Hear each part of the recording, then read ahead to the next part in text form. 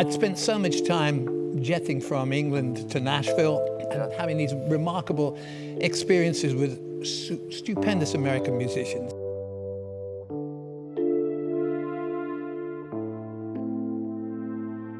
Robert Plant, the legendary frontman of Led Zeppelin, rarely speaks harshly about other artists. But when he does, it isn't about ego or rivalry. It's about something much deeper. Behind the mystery, tragedy, and artistic conviction, there are a handful of bands he believed insulted everything music should stand for. So who were they, and why did Plant reject them so fiercely? Join us as we uncover the real story behind Robert Plant, truly hated him, and what that tells us about the soul of rock itself. The foundations of dislike. Robert Plant's early life shaped the way he looked at music for the rest of his career. He grew up in West Bromwich, Staffordshire, a town that was still recovering from the impact of World War II. Everyday life was changing fast. Britain was rebuilding, new ideas were spreading, and young people were beginning to push back against old expectations. Plant was surrounded by this shift. His world was full of people trying to create something new out of hardship, and that atmosphere shaped his beliefs long before he ever stepped on a stage. One of the biggest influences on Plant's childhood was the growing presence of American blues records in British shops. Imported artists like Robert Johnson and Howlin' Wolf weren't mainstream, but they reached curious listeners who were looking for something real. Plant was one of them. The moment he heard the raw, emotional voices on those records, he didn't just enjoy the music, he connected to it. Blues for him wasn't light entertainment or a trend. It was a voice for people dealing with hard lives, tough feelings, and the need to push against the limits around them. Hearing that kind of honesty made a permanent mark on him. It taught him that music should come from the deepest part of a person, not from what might sell or what might look good on stage. This connection only grew stronger as Plant became a teenager. Music became something he needed, not just something he liked. It was a way for him to express feelings he didn't have words for. It helped him understand his place in a world that was changing. It pushed him to sing in local bands, including Band of Joy and Hobbs Tweedle. These early groups weren't famous, but they gave him something more important: experience, freedom, and the discovery that he felt most alive when he was singing music that had truth behind it. During this period, he met John Bonham, a drummer who shared that same hunger for honest expression. They connected quickly because they weren't performing to impress people. They played because they had to. Plant admired Bonham's fearless talent and intensity, and the two built a bond based on passion rather than ego. This partnership would later become one of the most important parts of Led Zeppelin, but its roots were simple. They both wanted music that meant something. Everything Plant experienced in these early years formed the blueprint for his taste. He learned to trust his instincts and to reject anything that felt shallow. From the start, he believed music needed raw emotion, not something shaped by market pressure. He cared about mystery and depth, not songs built around easy hooks. He respected craft, the careful shaping of sound and feeling, more than flashy images or characters that were made to sell records. These beliefs created his lifelong standards and became the reason he strongly disliked certain bands later on. And soon, these early ideas would shape the sharp opinions he formed about the music world around him. Led Zeppelin. When Robert Plant joined Jimmy Page in 1968, he wasn't just joining a band. He was stepping into a new way of thinking about music. Led Zeppelin wasn't planned as a normal rock group that followed rules or trends. From the start, the idea was simple, but demanding. Experiment, never repeat yourself, and never chase what is popular just because it sells. Jimmy Page had just come out of the Yardbirds and wanted a band that could go further, both musically and emotionally. When he found Plant, he found a singer who didn't just have a powerful voice, but also a strong sense of what music should stand for. Together, they helped build a vision where every song had to push into new ground. They didn't want to copy others, or even copy themselves. Each album had to feel different from the last. This mindset became a kind of rule for Plant. If music started sounding like it was made to please radio or trends, it felt wrong to him. Led Zeppelin was treated by its own members as a creation, not a commodity. That means they wanted to make something meaningful, not just a product to move units. The band avoided doing the usual things many big groups did. They rarely released singles in the UK, they kept interviews limited, and they let the albums speak for themselves. For Plant, this mattered a lot. It showed him that music could be protected. It could be treated as something deep and personal, instead of something packaged, polished, and pushed onto the public. This experience set a high standard in his mind and made other, more commercial bands seem cheap or empty by comparison. Another big part of Led Zeppelin's identity for Plant was the mystical side of their music. He was drawn to myth, folklore, and strange spiritual themes. You can hear it in songs that refer to ancient stories, fantasy, and hidden meanings. He loved weaving in references to old legends, distant cultures, and inner journeys. For him, lyrics were not just words to fill space. They were a way to explore bigger questions about life, mystery, and the unknown. Because of this, Plant took artistic mythology very seriously. When other bands used dramatic images, costumes, or dark themes just to look cool, he saw it as empty. To him, that was a gimmick. It was pretending to be deep without actually saying anything meaningful. That bothered him. He believed that if you touch myth or spiritual ideas in your art, you should do it with respect and honesty, not as a trick to get attention. So when he saw groups leaning on image, shock value, or simple themes dressed up as something profound, he felt insulted on behalf of the art itself. Led Zeppelin's huge success brought another shift in Plant's thinking, the idea that fame brings responsibility. The band reached a level of popularity very few had ever seen. Stadiums filled, albums sold in millions, and they became symbols of an era. But instead of using that fame to coast on old songs and repeat the same formula, Plant felt they had a duty to keep growing. Over time, Led Zeppelin gained a reputation as serious musicians. They were known for long, complex songs, emotional performances, and a refusal to dumb things down. This reputation shaped what Plant came to despise in other bands. Any group that seemed lazy, formulaic, or focused more on image than on music felt like the opposite of everything Zeppelin tried to stand for. When he criticized bands later in his life, it came from this deep belief that music should be alive, risky, and real. And soon, those standards would become the reason he openly called out certain bands he felt were getting it all wrong. The Bay City Rollers. When Robert Plant spoke about the bands he disliked, he wasn't talking about people he had grudges against. He was talking about ideas and values, what he believed music should stand for, and what he believed it should never become. His criticisms came from a clear place. To him, music mattered too much to be treated lightly, and when he saw bands that seemed to ignore that, he reacted strongly. One of the clearest examples of this was his view of the Bay City Rollers. The Bay City Rollers were massive in the early 1970s. They had catchy songs, bright energy, and a huge fan base made mostly of teenagers. Their style was built around fun, simplicity, and a clean image that was easy to promote. They wore tartan outfits, appeared on TV constantly, and were marketed as the perfect teen-friendly pop group. But to Robert Plant, this was exactly the kind of music he could not stand. Not because it was popular, but because it felt like it was designed in a boardroom rather than created from real emotion. Plant often said that pop like this was a product, not art. The Rollers were packaged with a clear plan: create music that was safe, upbeat, and easy to sell. For him, that went against everything he had learned from blues and early rock. He believed music should come from struggle, personal truth, and emotional need. The Bay City Rollers, in his eyes, represented the opposite. They stood for music shaped by market expectations instead of artistic honesty. The band's TV appearances and heavy promotion also bothered him. He saw the tartan outfits and synchronized image not as harmless fun, but as a sign of how the music industry could shape an entire group into something polished and predictable. Teen hysteria around them only added to the feeling that they were more of a commercial package than a creative force. Plant explained this clearly in interviews. He called the Rollers a manufactured product, not a creative statement. That sentence shows exactly what frustrated him. He wasn't angry at the musicians themselves. He didn't dislike them as people, and he didn't mock their fans. What he disliked was the system that built them.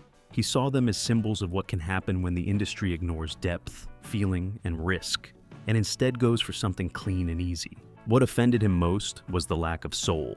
The Rollers weren't drawing from blues, folk, or any tradition that carried emotional weight. Their music didn't have the grit, the pain, or the raw power that shaped Plant's understanding of rock. To him, bubblegum pop wasn't innocent. It was empty.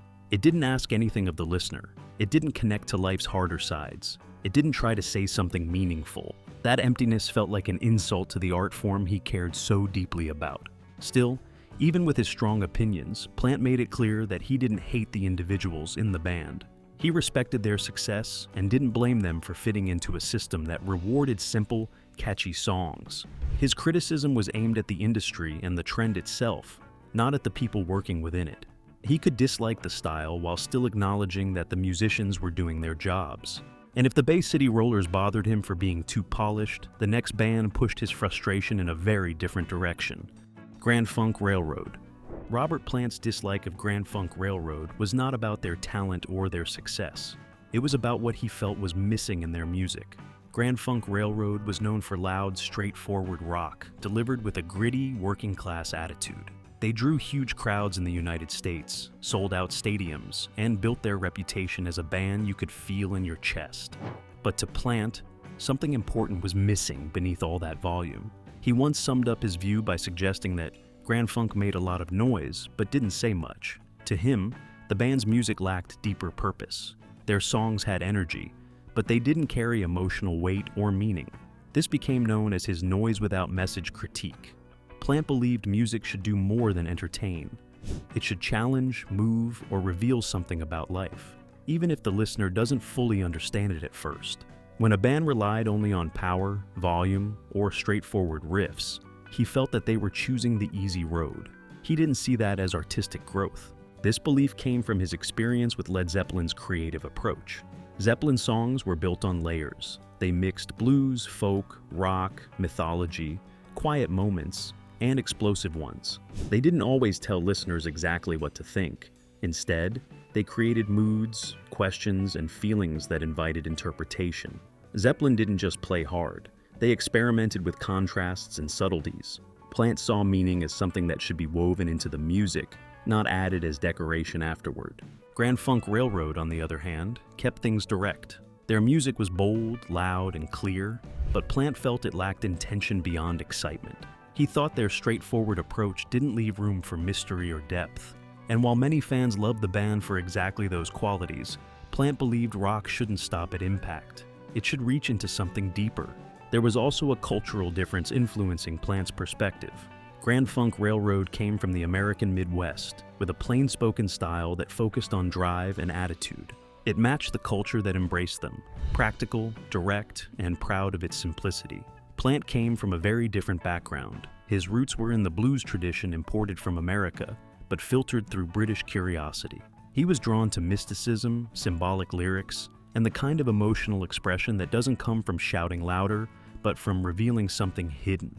This contrast made it even harder for him to connect to Grand Funk's approach. Plant later explained his view of timelessness with a simple line: "Shaking walls isn't the same as shaking souls." That sentence perfectly captures why he dismissed certain bands. A loud crowd response didn't prove anything to him. A concert could be huge and exciting, but still say nothing important. He believed music needed spirit, not just impact. Volume might shake a venue, but meaning was what stayed with people long after the sound faded. Grand Funk Railroad earned success and respect from fans, but to Plant, they represented a version of rock that stopped at surface level. And if loudness without meaning bothered him, the next band challenged him in a completely different way: Kiss. Robert Plant's issues with Kiss were not about whether they could put on a show. He knew they were experts at that. What bothered him was how their image seemed to overpower everything else. Kiss became famous for fire breathing, makeup, giant boots, and explosions on stage. They built a world of characters and costumes that made crowds scream the moment they walked out. But for Plant, all that noise and color could not hide what he felt was missing underneath: real emotion. This created a strange paradox that Plant talked about often: theatrical on the outside, but small on the inside. Kiss gave fans a massive visual experience, but he felt their music didn't carry the same weight. The band leaned into entertainment as their foundation, while Plant believed music should start with feelings, ideas, and stories. In his view, big imagery should expand the meaning of a song, not replace it. With Kiss, he felt the imagery was the whole point, and the songs were secondary. This led to one of his strongest criticisms. Kiss felt like a brand more than a band. Plant disliked it when business decisions overshadowed creative ones. With Kiss, the brand became the engine behind everything they did. They created a universe of merchandise: lunchboxes, action figures, comic books, trading cards, and even pinball machines. Their faces appeared on almost anything that could carry a logo. Plant didn't object to success or smart marketing, What he objected to was the idea that the brand seemed more important than the music. He once said, "You can't take a band seriously when their music is tied to lunchboxes." That line summed up his frustration clearly. To him, the problem wasn't merchandise alone. It was what the merchandise represented. He believed Kiss became known first for visuals, second for marketing, and only third for songwriting. Their characters defined them more than their lyrics or themes. Plant felt this put them in direct opposition to the kind of artistic honesty he valued. Music, for him, should never rely on costumes or tricks to hold attention. It should be strong enough to stand without them. The divide between spectacle and storytelling was a key part of why Plant dismissed Kiss. Spectacle can entertain a crowd in the moment. Storytelling gives a song life long after the show ends. Plant spent his whole career trying to balance mystery, depth, and emotional truth in lyrics. He believed good songs stay with people because they reveal something personal, not because they explode on stage. When he listened to Kiss, he didn't hear that internal dimension. He heard loudness, confidence, and fun, but not meaning. In his view, their songs didn't try to explore anything deeper or ask the listener to feel more than surface excitement. Plant wasn't against theatrics themselves. Led Zeppelin used strong imagery, long solos, and dramatic performances too. But Zeppelin's theatrics came from the music, not instead of it. That difference mattered to him. When theatrics became the center of a band's identity, he felt the music lost its purpose. With Kiss, he believed spectacle was the entire foundation. Their stage show didn't support the songs. It carried them. And if he thought Kiss lacked depth, his feelings about the next band were sharp for an entirely different reason. Oasis.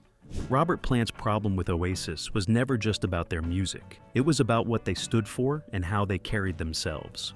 Oasis came out of the 1990s Britpop scene with big songs, loud opinions, and a constant need to prove they were the biggest band in the world. Many people loved their confidence. Plant didn't. To him, they showed rock attitude without real purpose, and that offended the way he believed rock music should behave.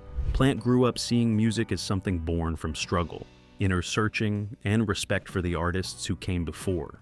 So when he saw a band whose image was built on arrogance, fights, and constant headlines, he saw a problem. For him, a rock attitude only meant something if it came from genuine feeling and honest work. When the attitude became a show by itself, it felt fake. Oasis often acted like they were untouchable, calling themselves the best, insulting other artists, and turning interviews into arguments. To many fans, this was entertaining. To Plant, it looked shallow. That's what sits behind his famous jab, where he reportedly called Oasis the Spice Girls with guitars. The insult wasn't about comparing their sound to pop music. It was about comparing their behavior to a manufactured act built on image, hype, and drama. By saying that, Plant was pointing out what he saw as their main focus: being stars instead of being serious artists. He felt they were using the posture of rock rebellion, but aiming it mainly at attention and fame, not at saying anything new or meaningful in their music. The irony is that Oasis actually loved Led Zeppelin. Noel Gallagher often spoke about Zeppelin as an influence. The band drew from classic rock in their sound, their sense of scale, and their belief in the power of a big anthem. But from Plant's point of view, they only copied the surface. They admired Zeppelin's swagger, the big presence, the loud guitars, and the idea of being a huge rock band. What they didn't seem to fully take on, in his eyes, was the deeper part: the mystery, the experimentation, and the humility in front of music itself. Led Zeppelin's public image was large, but inside the band, there was a constant push to grow and change. Plant didn't want to repeat himself. He didn't want to live forever in one sound or one era. He tried new styles, new partners, and new ideas even if not all fans followed him. He believed that was the real job of an artist.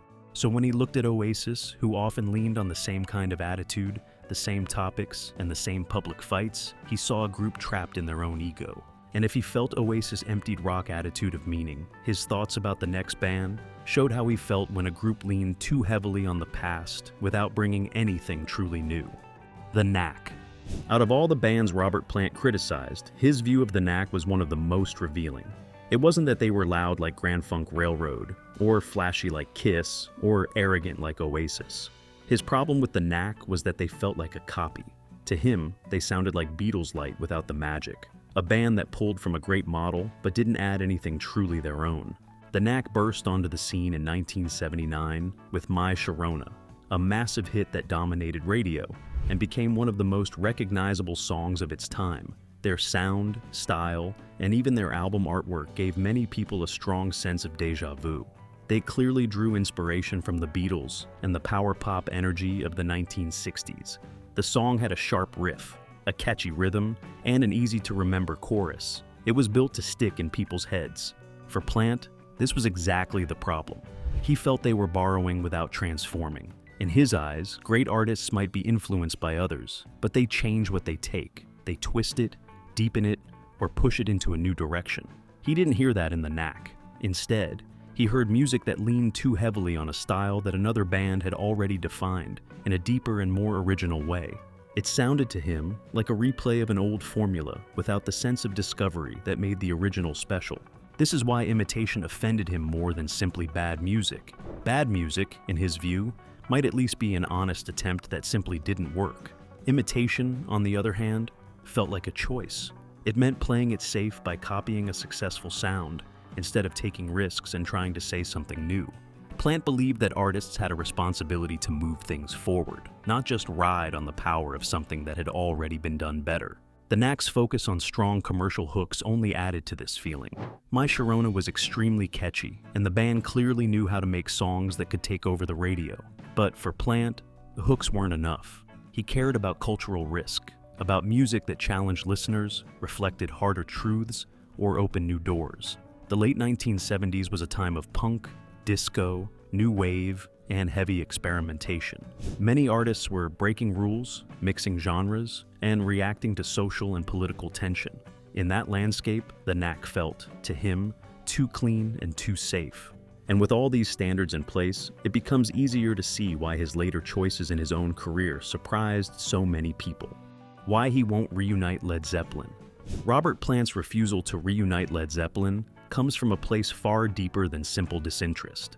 It is tied to the hardest moments of his life, moments that changed how he saw music, fame, and what it means to honor the people you love. To understand why he continues to say no, even when the world keeps asking, you have to look at the years where tragedy shaped him more than fame ever did. The first major turning point came in 1975, when Plant and his wife were involved in a devastating car accident while vacationing in Greece. His injuries were so serious that he spent months in a wheelchair. Many musicians would have stepped back completely, but Plant chose to keep creating. He recorded vocals for parts of Presence while unable to stand, often in pain, and unsure of his future. Those sessions forced him to focus on what music truly meant to him. Creativity became a way to escape fear and frustration. Making music under those conditions wasn't about the spotlight or about keeping the band moving.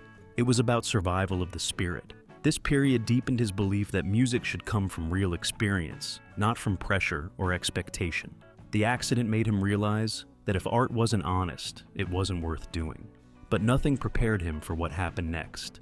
In 1977, while Led Zeppelin was on tour, Plant's 5-year-old son, Knack, suddenly died from a stomach virus. The loss changed him in a lasting and painful way. Music was no longer entertainment or a job. It became a form of spiritual survival, a way to keep breathing when the world felt impossible. This grief stripped away any interest he had in fame for fame's sake.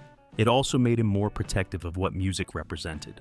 After losing Knack, Plant became extremely sensitive to anything that felt shallow, fake, or disrespectful in the music industry. Insults to art felt personal because music had become a place where he worked through sorrow and tried to heal. Anything that took art lightly or treated it like a product hit him harder than before. Then came the final blow. In 1980, John Bonham, Plant's closest friend in the band, died suddenly at age 32. Bonham wasn't just the drummer, he was the heart of Zeppelin and part of Plant's musical identity. Losing him felt like losing a part of himself. Plant and the other members agreed that Led Zeppelin could not continue without him.